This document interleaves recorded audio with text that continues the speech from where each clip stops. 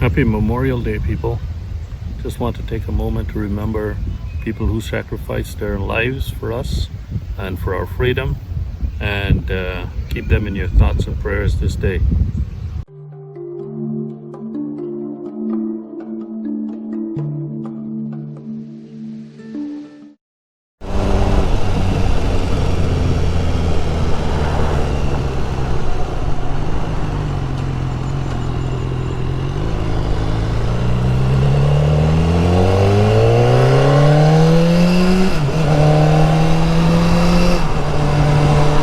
Good morning, peeps.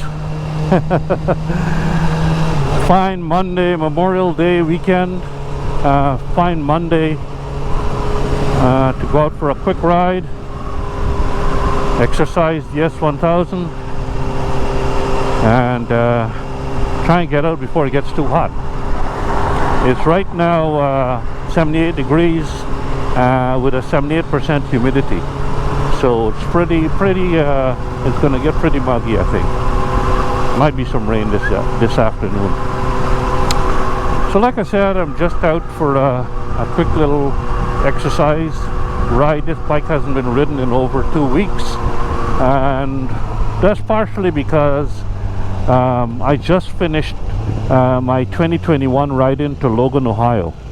So that's in the bag, and came back yesterday to Houston, and this is ooh, there's a wrench on the road. Somebody lost a little spanner. Yeah, was a great ride in. Covered probably I don't know, almost 3,500 miles over a 1 week period, and it went really well. Great riding in Ohio.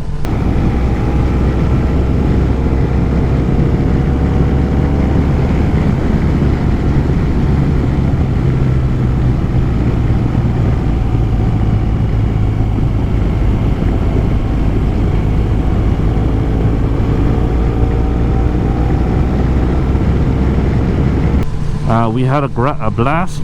The roads there are probably the best roads we've ever ridden since going to these ride-ins. That covers Arkansas, Missouri, Colorado, Helen, Georgia. So really good time riding. What can I say? The gear. The bike performed beautifully, flawlessly, not an issue. But I believe that my Garmin Navigator 6 is getting ready to give up the ghost again. This is my second Nav 6, and it started to yesterday on the way back.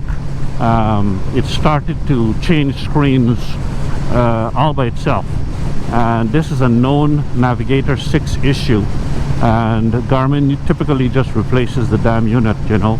$900+ a pop, they better. This is, you know, it's essentially, you know, inexcusable. But it's a great navigator when it works. I have no idea where I'm going. Okay, I think I do. I think I know where I'll go now. Yeah, the bike performed great. Oh my God. Cruising all day, 75, 85, whatever speed you want, you just dial it in and away you go. And just happy to be humming along and getting from point A to point B. I did a lot of the riding going up to Logan via the interstates. I like riding on the interstate. I have no problem with that. I don't have to be doing these back roads all the time. I just need to get there as quickly as possible, and then you know, and then get into the enjoyment of the riding in the twisties. So I had no problem, you know, doing 2.25 days each way, basically 1,200 miles each way to get up to Logan, and then once we were there, probably rode about 600 miles in the twisties, and then back home. So really good experience. I used my Shoei helmet, and because just before I left, I was gonna take this new helmet here, this Sedici helmet. I even bought this nice visor. I was gonna take the Sedici helmet to the trip, and but the Cardo Pack-Talk, the stick-on mount that I had, I just came downstairs one morning and I found it lying on the side. So in other words, the stickiness had let go overnight, just sitting in my living room. And so I says, I don't need that kind of drama, you know, on the trip. So I left that lid home, and I took my Shoei, and that performed as expected, beautifully. It's got a transition shield, and I didn't have to bring an additional visor as I would with this one. This one I would have to bring the clear shield as well in case I rode in the night or in rainy conditions or whatever. Just to comment on the sound, of course, my Shoei has the original Pack-Talk Bold speakers in it, which I prefer over these 45mm upgraded speakers, and I did a video on that. And yes, this trip here reaffirmed my findings on that. The sound is fuller, richer, more bassy, more pleasing to listening to music, especially on long trips. This one is okay, don't get me wrong, you know, but it's not better to me than the 40mm speakers that came with the Pack-Talk Bold, and completely different level of quality. I think the original speakers are better. So that's the helmet. This light is going to be here. I'm going to flip up my helmet. Yeah, so that's the helmet. The climb gear, I wore my climb gear and my Gore, so I was, you know, head to toe in Gore-Tex, and I needed that because when I left on Saturday a week ago, it was raining here in Houston. So I left in the rain, and it rained all the way through Texas, pretty much on and off. And then once I crossed into Arkansas, the rain stopped, and I had dry conditions after that. But oh yeah, a climb gear is worth every penny, man.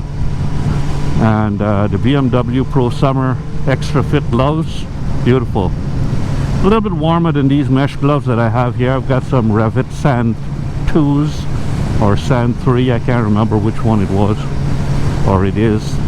Not my favorite glove, but it's cool.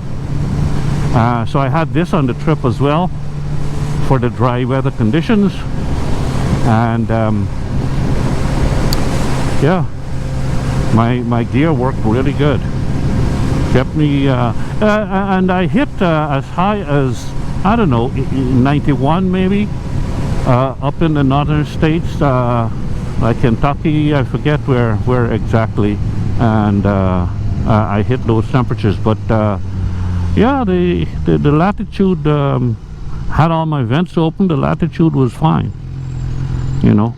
I had a cool base layer underneath. It's a cycle gear base layer, heat out, and you know, you sweat, but it wicks it off quite nicely, and I wasn't fatigued by the time I finished. Typically the 2 long days each way were 550 miles, and then there was a little 140-mile short stint on the third day, and yeah, I was comfortable.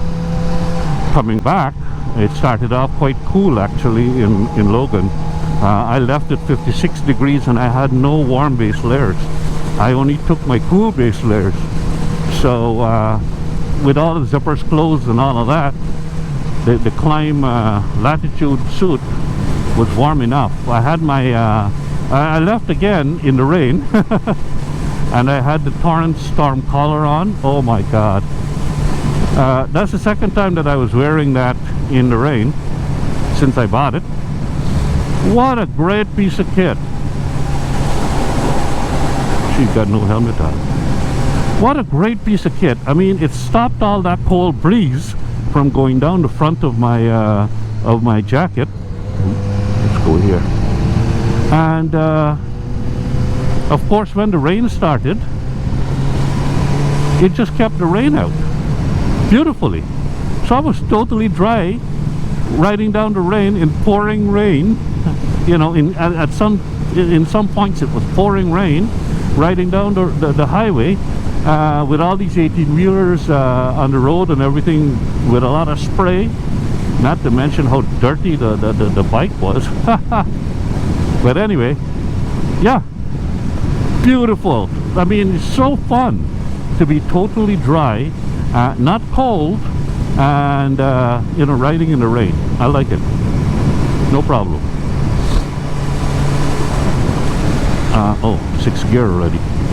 Yeah, I forgot, this is the S1000. Like I said, 3,500 miles on the R, 1200 RS, and then you jump on the S1000 and it's a completely different animal. You know, and that's what I like about having two different bikes. You know, they're completely different character, and I like that. You know, it's I don't understand how some people can get several of the same type of bike. That makes zero sense to me. You know, you get one road bike, one roadster, maybe a touring bike, you know, an off-road bike. That'll suit me just fine. I'll never get a cruiser. Cruiser's a waste of time. But I've never ridden one, so really, in all fairness, I shouldn't say never never, but at this point in time I don't ever see me getting a cruiser. Adventure bike is the next type of bike, most likely in my stable. What else can I say about the trip? Oh yeah, well, this time I won't be doing a day 1, day 2, day 3 account of the... I keep trying to change to 7th gear and there's no 7th gear. Anyway, yeah, I'll only do one video of the Logan trip. It's going to be highlights. It's going to be probably 10-15 minutes long maximum. I'll try and keep it down to 10 minutes because, you know, when I do the day 1, day 2, day 3, it's not so popular, although I will still put up the footage that I have from those trips, but I'll make it for my own consumption. I'm not gonna bother to put it up there and somebody to say, oh, they're bored or whatever. I don't give a you know, if you want to watch it, watch it. If you don't want to watch it, then go watch something else. But of the whole trip, I'm gonna put up a nice synopsis of it. We had some good food, good riding, good company, and even had a bit of axe throwing. Somebody, one of the restaurants that was close to the hotel had axe throwing. So I did that for the first time in my life, and it was a bit of a laugh.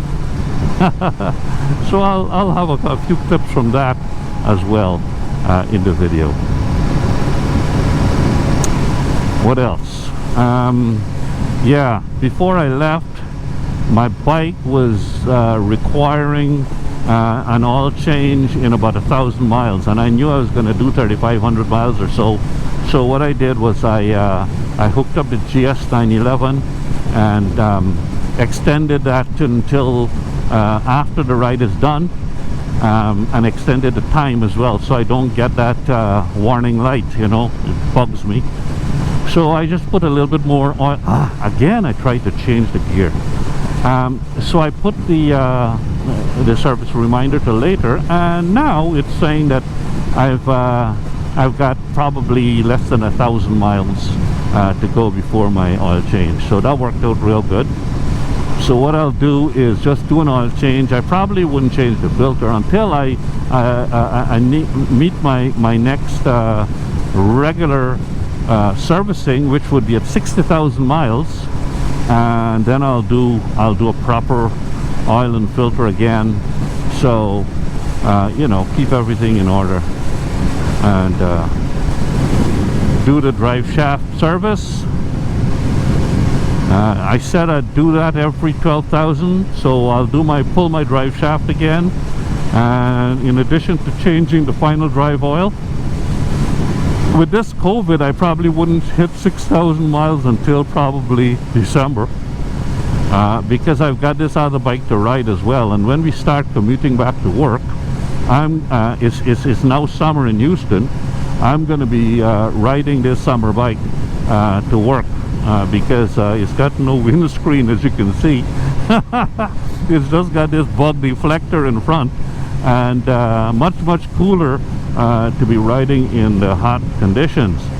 So as a result, the RS is going to get very low mileage, and that's one of the reasons why I bought this bike. I bought this bike to save the mileage on the RS, and of course to ride during the summer.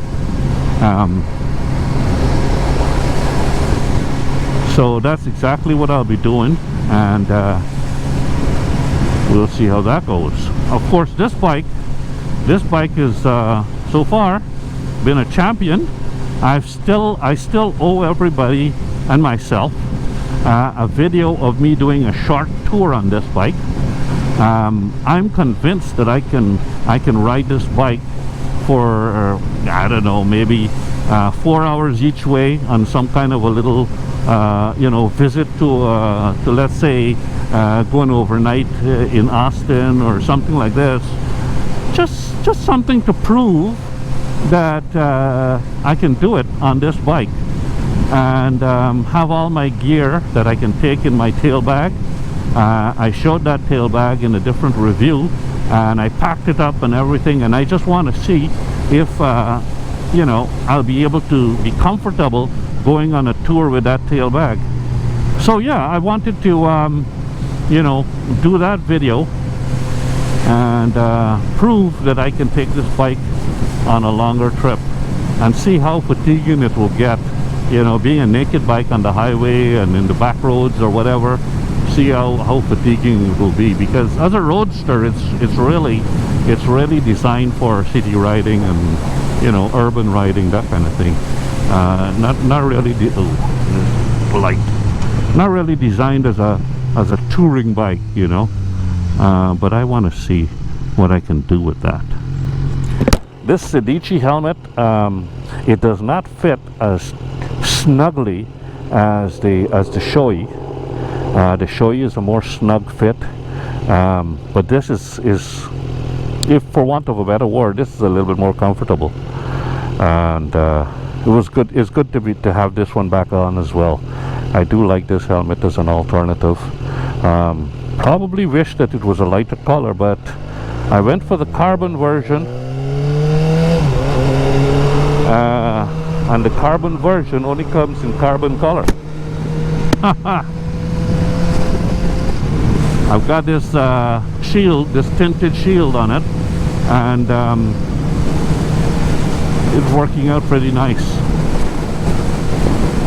Very comfortable, as opposed to having a clear shield, because this helmet comes shipped with a clear shield, and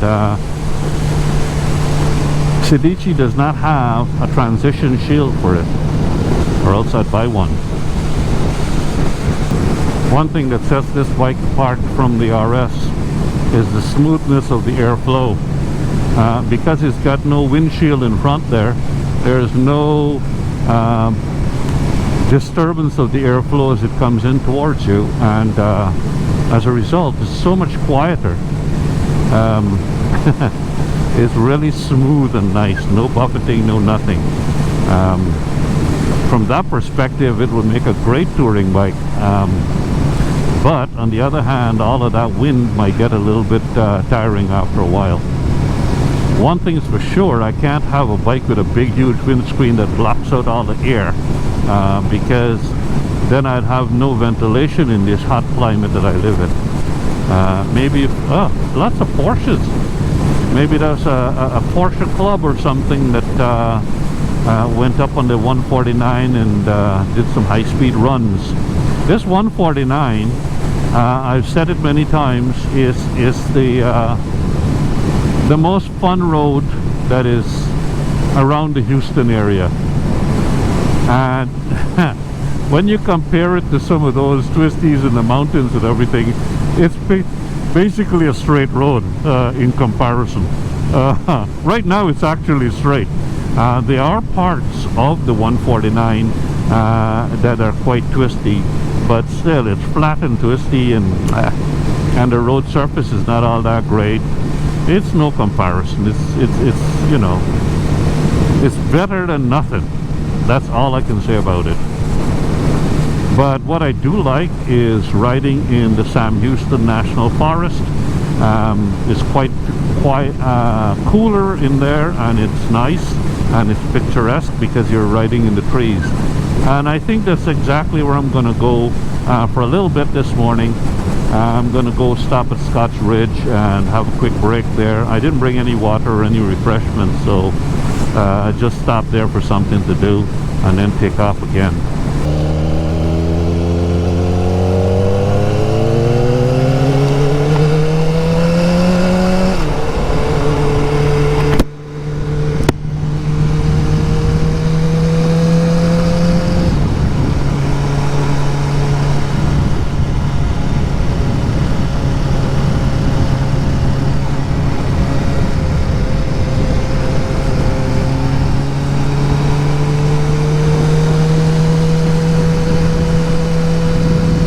A lot of bikes are out today. I guess nice enough weather for the Harley guys to come out. As you know, they only come out when the weather is fine. Now is a good time to get out before it gets too hot anyway.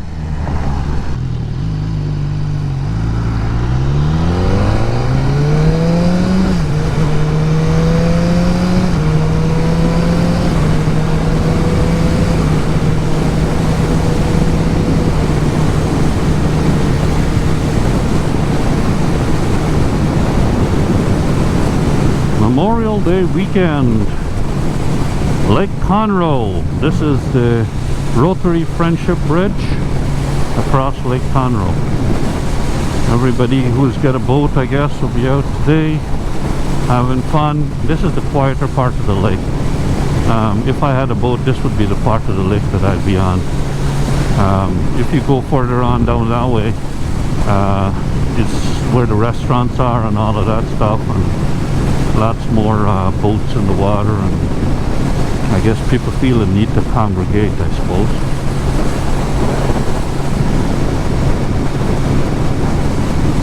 Normally there's all kinds of people here doing, you know, fishing and stuff like that. Today you're going to just find all of these motorboaters just driving around with their boats, not doing anything else except spending some time on the water, I guess. Looks like a pontoon boat here. Yeah. At least he's fishing.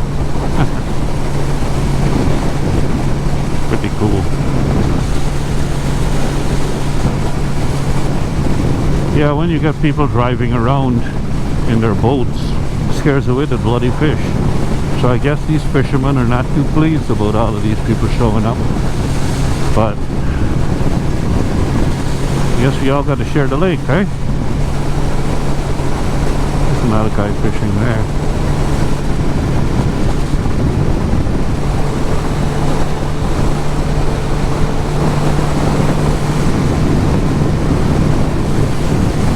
One of the things I like about the S1000 is, like I said, it's pretty damn comfortable for a roadster and for a street bike.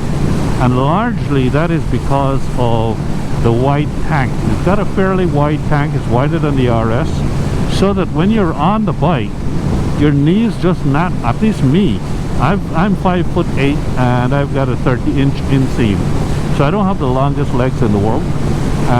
But when I sit on the bike, my knees actually just naturally, you know, contact the tank in the right place, and so I can grip onto the tank and give my hands a bit of a break. So I don't feel that much fatigue at all on my hands. Matter of fact, I can take a break from time to time, just grip with my knees, and the weight just comes right off my hands, and it's actually just as comfortable as the RS in that respect. No complaints. And then of course I can always, you know, let go one of my hands and sit upright for a spell. And because this bike has got cruise control, I can turn the cruise control on like I do right now, and then I can just let go my my right hand and just sit up. Like right now I'm just sitting up straight and you know, giving my back a rest if I wanted to. I've never had any kind of a back pain with this bike. It's been really good. That's the one strange thing that I found about this bike since buying it, how comfortable it was.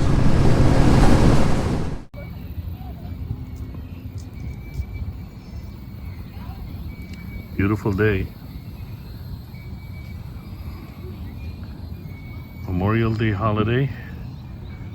People are not yet fully at the park, so the park still got some space. So I guess that'll do it for this video. I'm right now at Burroughs Park and having a little bit of a break, bathroom break, and sit down just for a moment before I go back home. So I hope you enjoyed the video, and until I see you the next time around, keep the shiny side up, stay safe, and talk to you later.